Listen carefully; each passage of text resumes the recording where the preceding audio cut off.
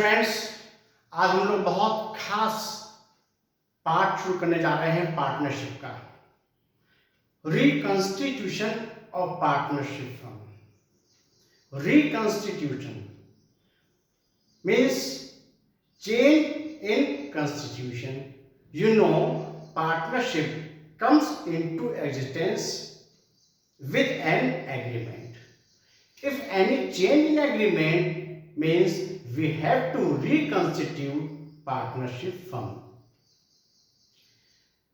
A firm may reconstitute it in the following situation: change in profit sharing ratio. In partnership deed, we have to decide a particular profit sharing ratio. If we want to change it, means we want to reconstitute partnership firm. The second situation, admission of a new partner. If a new partner comes to join us, means again we have to frame new partnership deed, means reconstitution. In case of retirement of an existing partner, एक partner firm को छोड़कर चला जाता है, retirement ले लेता है। After that again we have to decide what ratio will be there in future for remaining partners, means we have to again frame a new partnership deed, means we have to reconstitute partnership firm. Same, death of a partner, same thing is there. If a partner dies, he or she leaves the firm, then again the same thing as it was in the case of retirement. We have to decide new profit sharing ratio and new agreements, means we have to reconstitute a partnership firm. Amalgamation of two partnership firm. Suppose two different partnership firms were there, and after agreement they come together and formed a new partnership firm, means their old partnership deed was now none for nothing, means they have to frame new partnership deed, new agreements, means it is one of the mode of reconstitution of partnership firm. Question is, what adjustments are required when a firm is reconstituted?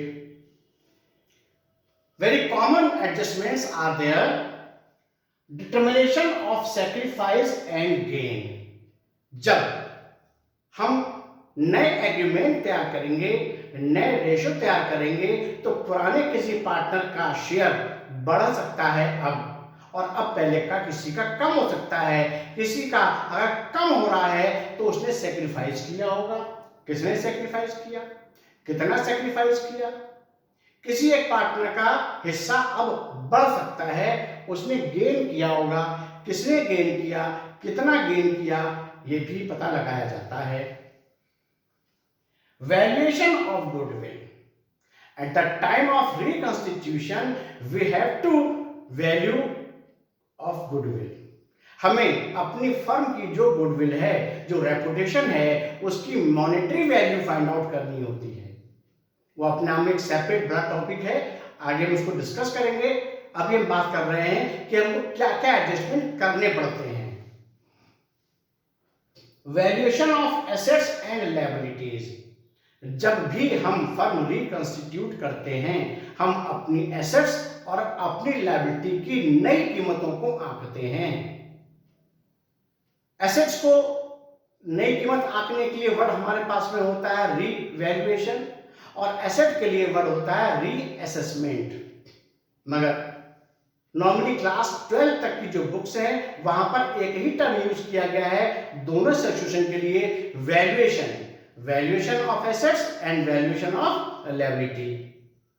While A separate term may be there in case of liability. This is reassessment of liability. Accounting treatment of reserve and accumulated profits.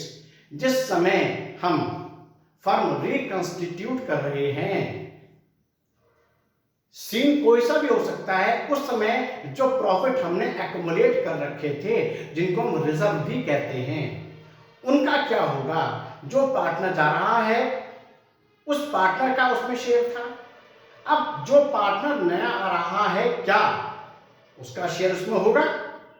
बस इसी प्रश्न के उत्तर के लिए हमको adjustment करना पड़ता है accounting treatment for reserve and accumulate profit.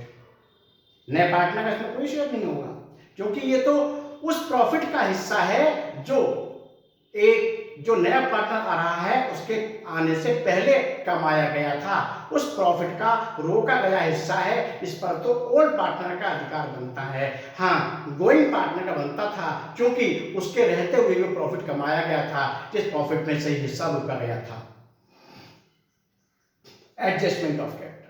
जब भी हम फर्म रिकंस्टिट्यूट करते हैं, नॉर्मली सारे पार्टनर्स का एक वर्डिक्ट होता है कि हमको अपनी कैपिटल भी एडजस्ट अब कर लेनी चाहिए। कई बार कैसा होता है कि प्रॉफिट शेयरिंग रेशियो की तुलना में जो कैपिटल का कंट्रीब्यूशन होता है उसमें बहुत ज्यादा वेरिएशन होता है, तो कभी कभी सारे पार्टनर्स के एग्रीमेंट से हम कैपिटल को भी एडजस्ट करते हैं। तो these are the adjustment to be done at the time of reconstitution of partnership firm. अगर हम इन एडजस्टमेंट को देखें तो ये एडजस्टमेंट अपने आप में टॉपिक है, और अगर हम इन सजेशंस को देखें तो ये अपने आप में चैप्टर है।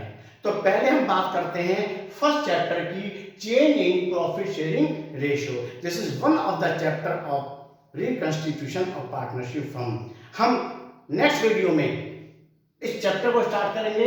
ध्यान रखिएगा, change in profit sharing ratio, और ये एडजस्टमेंट आपको सब में करने हैं, क्योंकि जब भी फर्म रिकंस्टिट्यूट होगी ये काम आपको कॉमन इन सब में करने हैं, मगर सबका फ्लेवर अलग होगा, करने का तरीका अलग होगा, सिचुएशन अलग होगी। इसलिए मेरे नेक्स्ट वीडियो से पहले आप एक बार नेट पर जाके कहीं से भी आप अगर इसके बारे में कुछ स्टडी कर सकते हो तो करिएगा, अदरवाइज कंप्लीट स्टडी का, कंप्लीट टीचिंग का मेरा वादा है आपसे। आप अगर लगातार देखते रहेंगे तो आपको कहीं जाने की जरूरत नहीं है। मैं कंप्लीट चेंज मटेरियल भेज रहा हूं, बस देखते रहिए, मगर देखना 2 बार है, अटक जाएं तो पूछना 1 बार है। 9456059247 पर, और सब्सक्राइब कर लीजिए मेरा चैनल, जिससे कि आपको रेगुलर वीडियोस मिलते रहें, चैनलाइज्ड वे में मिलते रहें। अभय सक्सेना ई ग्रुप पढ़ते रहिए, बढ़ते रहिए।